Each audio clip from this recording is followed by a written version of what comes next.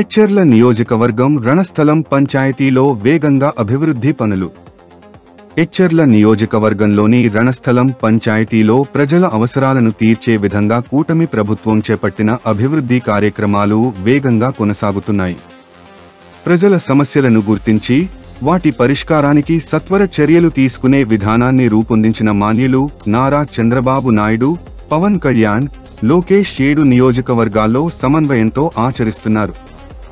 ఈ దిశగా ఎంపీ కలిశెట్టి అప్పలనాయుడు, ఎచ్చెర్ల నియోజకవర్గ ఎమ్మెల్యే నడుకుడితి ఈశ్వరరావు కృషి ఫలితంగా ప్రతి పంచాయతీలో అభివృద్ధి పనులు స్పష్టంగా కనిపిస్తున్నాయి.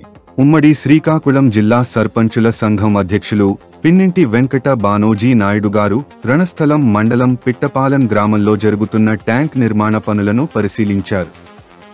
ఈ సందర్భంగా ఆయన మాట్లాడుతూ, ప్రతి ఇంటికి మంచినీరు త్వరగా అందేలా పనులు వేగవంతం చేయాలి. ఈ రోజు జరుగుతున్న అభివృద్ధి కార్యక్రమాలు కూటమి ప్రభుత్వ ప్రజాప్రతిబద్ధతకు నిదర్శనం అని తెలిపారు. ఈ కార్యక్రమంలో డిఈ దుర్యోధన గారు, కాంట్రాక్టర్ సుకుమార్ గారు, అయ్యప్ప గారు, వార్డ్ సభ్యుడు అప్పన్న గారు మరియు గ్రామస్తులు పాల్గొన్నారు.